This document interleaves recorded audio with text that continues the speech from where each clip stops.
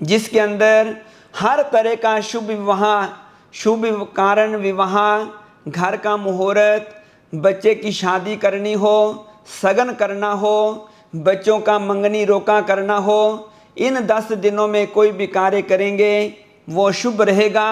कोई मुहूर्त आपको निकालने की ज़रूरत नहीं रहेगी। इन दिनों में किया हुआ दान पुण्य बड़ा फलदायक होता है, क्योंकि इन दिनों में भगवान गणपति महाराज जी, बोलो गणपति गणेश भगवान की जय। ओम वक्रतुंड महाकाय सूर्यकोटि संप्रभे निर्विघ्नं कुरु मे देव सर्वकार्येषु सर्वदा। सभी भक्तजनों को, धर्म प्रेमियों को, सनातनियों को गणपति महोत्सव की पंडित राधेश्याम की ओर से हार्दिक शुभकामनाएं, बहुत बहुत बधाई हो। हर साल की तरह हम इस साल भी उस दिन का इंतज़ार कर रहे थे कब हमारे गणपति बप्पा आएंगे, क्योंकि हम कहते हैं ना, गणपति बप्पा मोरिया, अगले वर्ष तो जल्दी आ।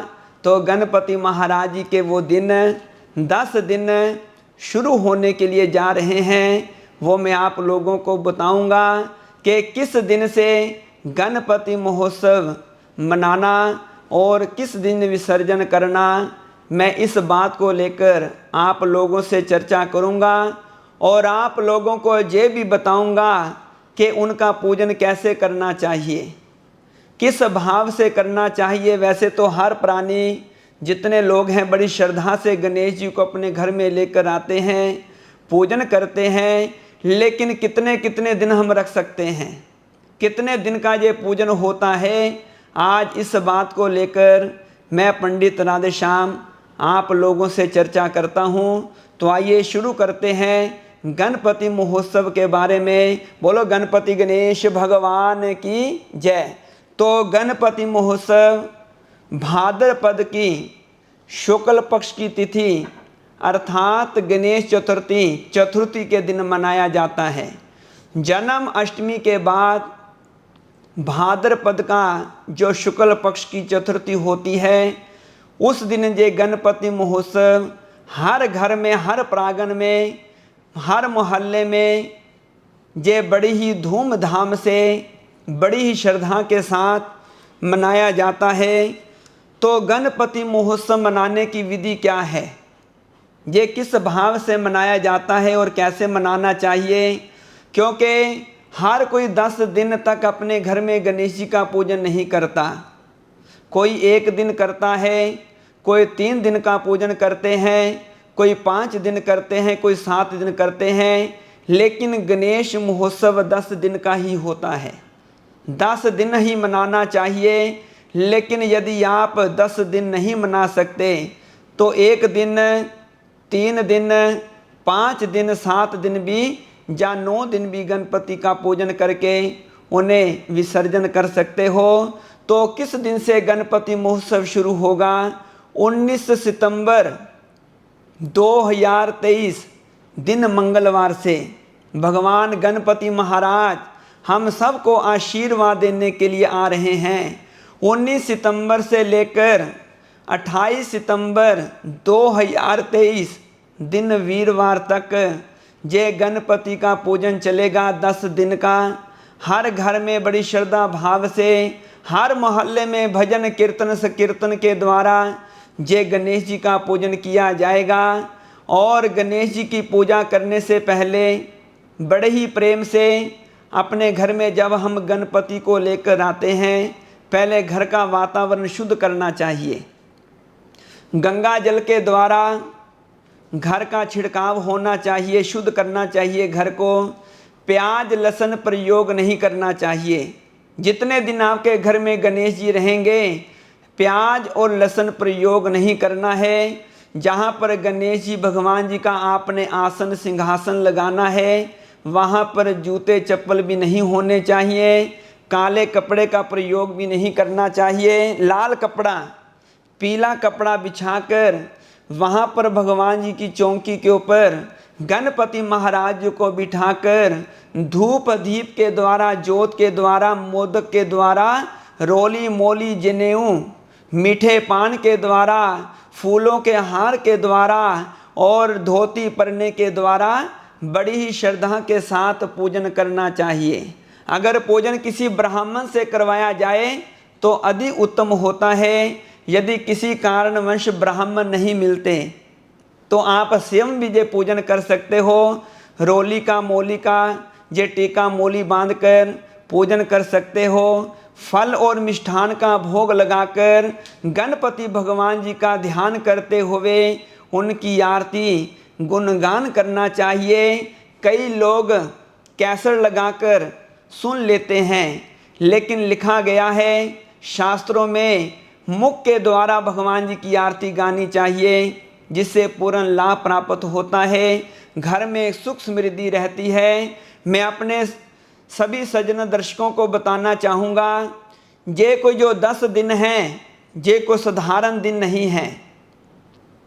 19 तारीख से लेकर 28 तारीख तक जो 10 दिन हैं, इतने शुभ योग, इतने उत्तम और इतने महत्वपूर्ण दिन हैं।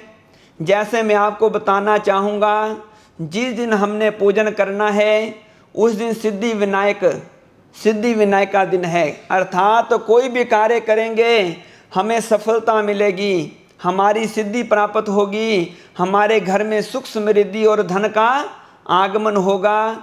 उसके बाद ऋषि पंचमी है, ऋषियों का दिन है, उस दिन भी पूजन करेंगे गणेश जी का, ऋषियों का आशीर्वाद प्राप्त होगा। फिर अगला दिन सूर्य षष्ठी, भगवान सूर्य का दिन है, उस दिन सूर्य षष्ठी का व्रत चलेगा। फिर महालक्ष्मी का व्रत आएगा, जो अपने हाथ में पीले धागे बांधते हैं महादेव के, महालक्ष्मी के, वो दिन शुरू हो जाएंगे। उसके बाद साथ साथ में महालक्ष्मी के उपरांत और भी शुभ योग हैं, जिसके अंदर हर तरह का शुभ कारण विवाह, घर का मुहूर्त, बच्चे की शादी करनी हो, सगन करना हो, बच्चों का मंगनी रोका करना हो, इन 10 दिनों में कोई भी कार्य करेंगे वो शुभ रहेगा। कोई मुहूर्त आपको निकालने की ज़रूरत नहीं रहेगी। इन दिनों में किया हुआ दान पुण्य बड़ा फलदायक होता है, क्योंकि इन दिनों में भगवान गणपति महाराज जी उस लोक से हमारे स्मृति लोक में आकर हमें आशीर्वाद देते हैं, हमें सौभाग्य देते हैं कि हम उनका पूजन कर सकें। तो गणेश जी महाराज सबका कल्याण करने वाले हैं, मंगल करने वाले हैं। 19 तारीख से लेकर 28 तारीख तक बड़ी ही धूमधाम से गणेश जी का हम पूजन करेंगे। जो 10 दिन पूजन नहीं कर सकते वो कम से कम 3 दिन का पूजन जरूर करें, 5 दिन का पूजन करें, 7 दिन का पूजन करें। अपने घर में पवित्रता बनाए रखें। परिवार सहित संध्या काल के समय भगवान गणेश जी का भजन कीर्तन करें। ये 10 दिनों में किया हुआ पूजन, गणपति महाराज जी का कीर्तन, क्योंकि वैसे तो हम हर रोज गणेश जी का पूजन कर सकते हैं, लेकिन इन 10 दिनों में किया हुआ पूजन बड़ा ही पुण्य फलप्रद होता है। तो मैं अपने सभी दर्शकों को कहना चाहूँगा कि अपने घर में गणेश जी को लेकर आएँ, बड़े श्रद्धा भाव से उनका पूजन करें और पूजन के उपरांत उन्हें नदी कहीं दरिया पर ले जाकर बड़ी श्रद्धा पूर्वक वहाँ पर भी धूप दीप जगाकर उनकी आरती गाकर उन्हें विसर्जित करें और अपने घर में गणेश भगवान जी की कृपा बनी रहे, उनका सदा हमारे ऊपर आशीर्वाद बना रहे, ऐसा भाव रखते हुए उनका पूजन करें। बोलो गणपति गणेश महाराज की जय। तो मेरी ओर से, पंडित राधेश्याम की ओर से सभी को गणपति महोत्सव की बहुत बहुत बधाई।